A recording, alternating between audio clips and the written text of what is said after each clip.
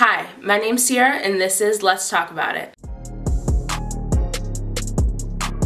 What I have planned to talk about today is this idea of being part of the movement or being woke, which I do love the phrase being woke because it implies that you woke up from sleeping and not knowing, but now you be knowing, and it's just dope. I like it. I feel like so many people are like, let's be part of the movement. Oh my gosh, I'm so woke, this and that. And I'm talking about ignorant folks. They be saying the craziest things because it's trendy.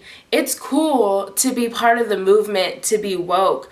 But it's a life. One thing, for example, people say is oh, if I was, in the 60s, I would have been marching with Martin Luther King. No, you would not. Because you got a problem with Colin Kaepernick. So I'm just saying, you can't be out here saying all this mess when we're living in similar times today and you still aren't standing for people of color. We'll take Colin Kaepernick for example. His peaceful protest of kneeling during the national anthem in football. First of all, he was blessed with the biggest stage in America.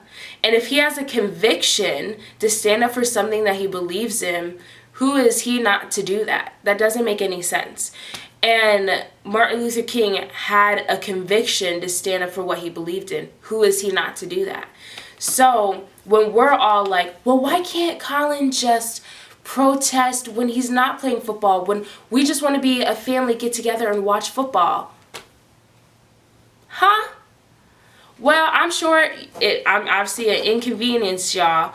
But look at Martin Luther King marching down the street. Some folks, I'm sure, couldn't get to the job. That's inconvenient, but it changed history. When people talking about, standing with the movement, but then they got hate to say about people who are actually making change, I would just do some self-reflecting, I think. There's this poem by Preston Perry. I think it's called The New Woke Christian. Listen to it. Everybody listen to it. Because let me tell you, even for people who consider themselves woke, listen to it. It's so convicting. It's so convicting to myself. I'm sure it'll be convicting to people who are not woke.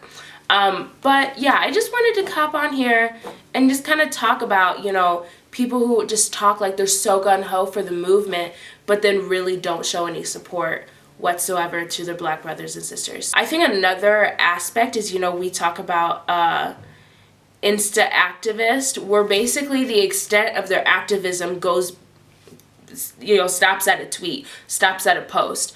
But how are you in your life actually trying to make a change in the circle you live in?